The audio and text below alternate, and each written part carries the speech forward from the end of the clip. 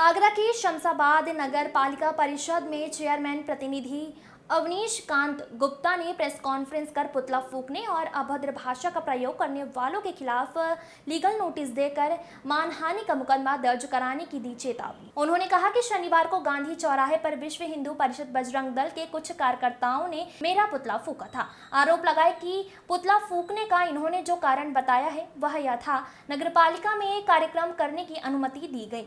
जब वहां पर कार्यक्रम करने जा रहे थे तो अवनीश कांत गुप्ता ने मोबाइल फोन बंद कर लिया। पुतला फूंकने वालों से यह जानकारी चाहता हूं, क्या उनके पास कोई लिखित परमिशन थी? सरकारी संस्था में किसी भी राजनीतिक संगठन का कार्यक्रम कैसे कराया जा सकता है? पुतला फूंका गया, अभद्र भाषा का प्रयोग किया गया, मुर्दाबाद के नारे लगाए गए। साथ ही कहा कि मैं पूछना चाहता हूं कि कोई सरकारी कैंपस नहीं देगा तो क्या उसके खिलाफ अभद्र भाषा का प्रयोग किया जाएगा, पुतला फूंका जाएगा?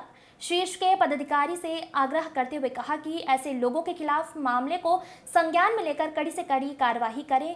इन लोगों के खिलाफ एक लीगल नोटिस मानहानि का दिया जाएगा और कार्यवाही की जाएगी। यह था मामला। शनिवार को नगर पालिका परिषद में विश्व हिंदू परिषद बजरंग दल द्वारा अभ्यास वर्ग लगाया जा रहा था। आरोप है कि नगर पालिका में चयनित स्थान पर अभ्यास वर्ग नहीं लगाने दिया। आक्रोश स्वरूप चेयरमैन प्रतिनिधि का पुतला दहन किया गया था।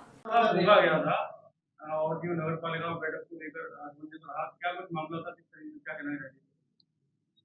मैं अवनीश कांत गुप्ता, चेयरमैन प्रतिनिधि नगर पालिका परिषद शमशाबाद। कल शमशाबाद गांधी चौराहे पर बजरंग दल के कुछ कथित कार्यकर्ताओं ने, जिसमें गिरीश कुमार प्रमुख रूप से, अशोक कुमार शमशाबाद से, वीरेश कुमार शमशाबाद से, हरिंद्र राठौर हत्याबाद से और पार्थ राणा, जो कि अपने आप को बटेश्वर का बताते हैं, इन्होंने मेरा पुतला फूंका। पुतला फूंकने का इन्होंने जो कारण बताया कि नगर पालिका में हमको कार्यक्रम करने की अनुमति दी गई और वहाँ पर कार्यक्रम जब हम करने जा रहे थे तो अवनीश कांत गुप्ता ने मोबाइल स्विच ऑफ कर लिया।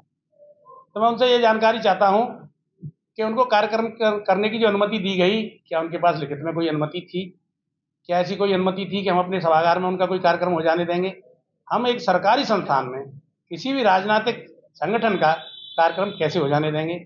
उसके बाद इन्होंने पुतला फूंका, बल्लो चोर है, बल्लो मुर्दाबाद, इस बात के नारे लगाए।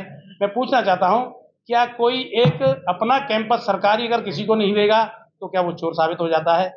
मैं इन लोगों के खिलाफ, क्योंकि इसी विचार परिवार से मैं भी हूं, मैंने भारतीय जनता पार्टी में रह करके काम किया है, तो मैं पूछना चाहता हूं इनसे, क्या ऐसा कोई आपको कैंपस नहीं मिलेगा तो क्या आप इस तरह की कोई चीजें पेश करेंगे? मैं शीर्ष के पदाधिकारी जो भी बजरंग दल विश्व हिंदू परिषद के हैं उनसे कहना चाहता हूं और उनसे आग्रह भी करता हूं कि ऐसे लोगों के खिलाफ इस मामले को संज्ञान में लेकर के कड़ी से कड़ी कार्रवाई करें, क्योंकि ऐसे ही कुछ लोग हैं जो इस तरह हमारे संगठन को बदनाम करते हैं और उसका जो वर्चस्व है उसको घटाने का काम करते हैं।